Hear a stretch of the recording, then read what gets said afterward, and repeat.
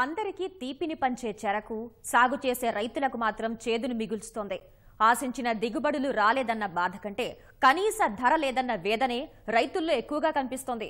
ఏటికేడు పెట్టుబడి ఖర్చులు రెట్టింపవుతున్నా చెరకు ధర మాత్రం కనీస స్థాయిలోనూ పెరగటం లేదని రైతులు వాపోతున్నారు. ఏడాదంతా కష్టపడినా పెట్టుబడులు దక్కటం లేదని పశ్చిమ గోదావరి రైతన్నలు ఆవేదన చెందుతున్నారు. మూలిగే నక్కపై తాటిపండుల చక్కెర కర్మాగారాలు చెరకు గానుగాట సమయానికి ధరలు తెగ్గొస్తున్నాయని నిట్టూర్చుతున్నారు. అయితే రైతు చేతుల్లో లేని ధరల గురించి ఆలోచించకుండా ఖర్చులు తగ్గించుకునే మార్గాలపై దృష్టి పెట్టాలని ఆదర్శ రైతులు సూచిస్తున్నారు.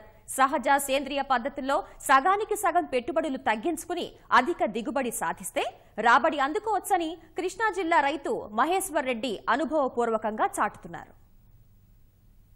చెరకు పంట అన్నదాతలకు నష్టాలే పండిస్తోంది. ప్రభుత్వం ప్రకటించిన మద్దతు ధర వల్ల తమకు ప్రయోజనమేమీ లేదని ఆందోళన చెందుతున్నారు పశ్చిమ గోదావరి రైతులు.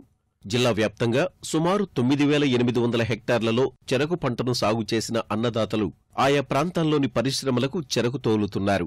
గతేడాది వచ్చిన రికవరీ శాతాన్ని బట్టి ప్రభుత్వం సూరప్పగూడెం పరిశ్రమ పరిధిలో 2,940 రూపాయల ధర నిర్ణయించింది. ప్రస్తుతం బహిరంగ మార్కెట్లో పంచదార ధరలు పడిపోవడంతో పరిశ్రమల యజమానులు 2,850 చొప్పున రైతుల వద్ద చెరకు కొనుగోలు చేస్తున్నారు. అయితే పెరిగిన ఖర్చుల నేపథ్యంలో ఆ ధర గిట్టుబాటు కాదని రైతులు వాపోతున్నారు. ముందు ప్రకటించిన ధరకు ప్రస్తుతం కొనుగోలు చేస్తున్న ధరకు సంబంధం లేదని ఆగ్రహం వ్యక్తం చేస్తున్నారు.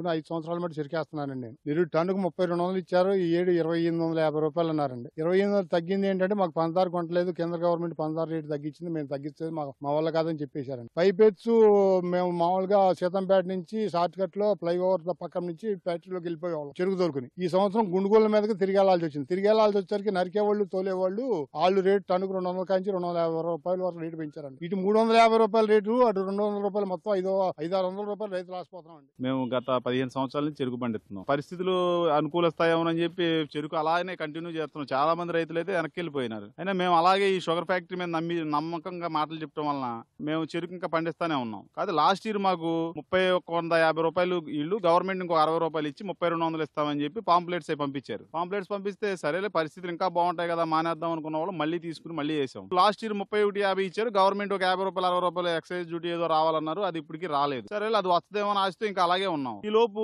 ఆ ఉన్న 3,200 కూడా మానేసి చెరుకు క్రషింగ్ మొదలు పెడతామన్న ముందు రోజున 2,850 ఇస్తామని చెప్పి ఏదో 2-3 చెప్పించారు. 31,50 అలా మేము ఇంకా 200 పెరుగుద్దాం అనుకుంటే వాళ్ళు 2,850 ఇస్తామని చెప్పని అన్నారు. ఏంటి పరిస్థితి అని చెప్పి అంటే మేము ఆల్రెడీ బంటాలకి అమౌంట్స్ ఇచ్చి బంటాలు చాలా కాస్ట్ అయ్యి వాళ్ళకి ఇవ్వడం వలన మేము నలకటం మానం అనే ఉద్దేశంతో వాళ్ళు ఏం చేశారంటే ఆ రకమైన విధానంలో వాళ్ళు వచ్చారు. అలా తెరుగు తోలుతామని చెప్పని మేము ఆయన దగ్గరికి వెళ్ళి అడిగితే మీకు ఇష్టం ఉంటే వేయండి లేకపోతే మానేయండి అని ఆయన మమ్మల్ని విధిగా మాట్లాడారు. గతేడాదితో పోలిస్తే ఎరువులు, పురుగుమందులు, కూలీలు, రవాణా ఖర్చులు ఇలా ప్రతిదీ రెట్టింపైనా చెరకు ధరలు మాత్రం పెరగడం లేదని అన్నదాతలు బోరుమంటున్నారు.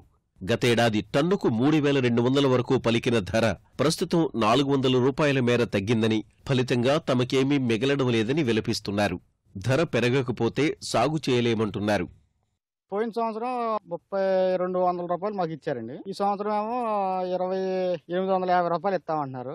ఆ చెరుకు నరికే కూలీలు ఈ సంవత్సరం రేటు ఇంకా పెంచారండి 300. దానివల్ల మాకు రైతుకి ఒక 600 నష్టపోయామండి. మేము చెరుకు గిట్టుబాటు ధర మాకు ఏమీ లేదండి.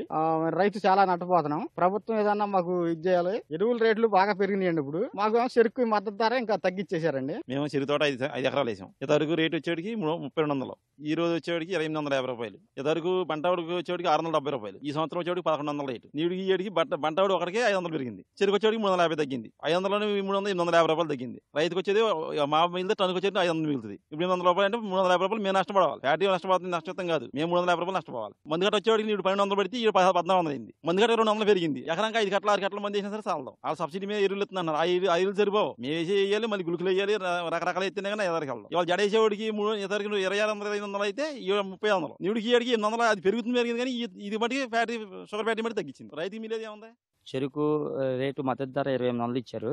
అది గిట్టుబాటు కావట్లేదు రైతుకి. 28 బస్తా వచ్చేటప్పటికి లాస్ట్ ఇయర్ వచ్చేప్పటికి 1000 రూపాయలు 1200 ఉన్న రేట్ ధర ఈ సంవత్సరం 1475 రూపాయలు అయింది. రేట్ చూస్తే 350 రూపాయలు తగ్గింది. నరకడానికి కానీ, తోలడానికి కానీ, ట్రావెలింగ్ ఖర్చు కానీ అన్ని కూడా పెరుగుతుంటే ఇప్పుడున్న సిచ్యువేషన్ బట్టి చెరుకు ధర పెరగవలసింది పోయి తగ్గించడం జరిగింది 350 రూపాయలు. ఇది గవర్నమెంట్ ఏ చర్య తీసుకుంటుందో ఏమనేది మాకు తెలియట్లేదు రైతులకి. చెరకు సాగులో రైతులకు పెట్టుబడులు తగ్గాలంటే ఖర్చులు తగ్గించుకుని అధిక దిగుబడులు సాధించడమే తరుణోపాయం. ఈ వాస్తవాన్ని గుర్తించిన కృష్ణా జిల్లా పాములపాటివారిపాలెంకు చెందిన మహేశ్వర్రెడ్డి సేంద్రియ పద్ధతిలో చెరకు సాగు చేస్తున్నారు.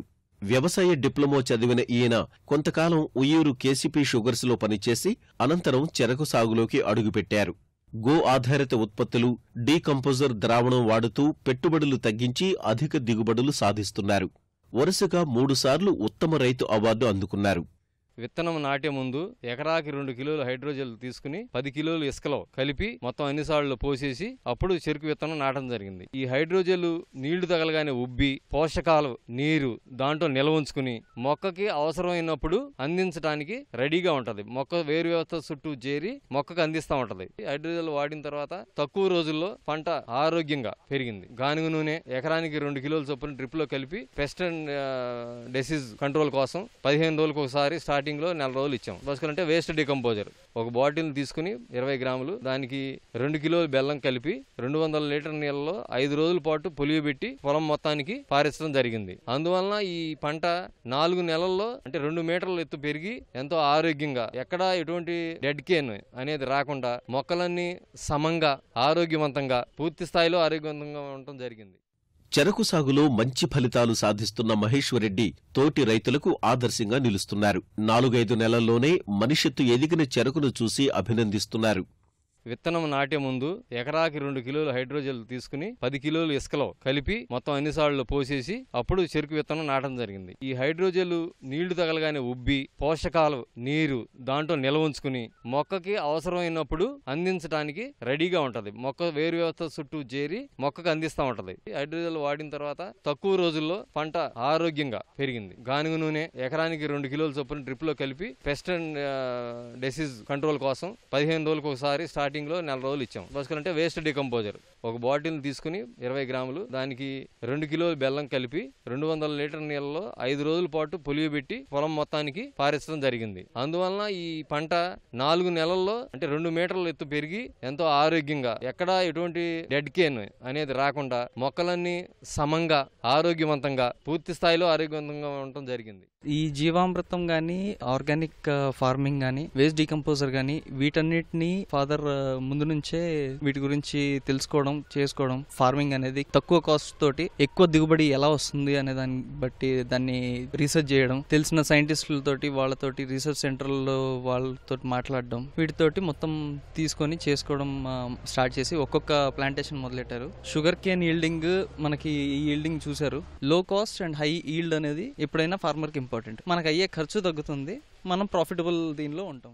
ఏటికేడు నష్టాలు పెరుగుతున్న చెరకు సాగు గిట్టుబాటు కావాలంటే మహేశ్వర్రెడ్డి వంటి ఆదర్శ రైతులు పాటించే సహజ పోషణ పద్ధతులు ప్రతి ఒక్కరూ అందిపుచ్చుకోవాలి.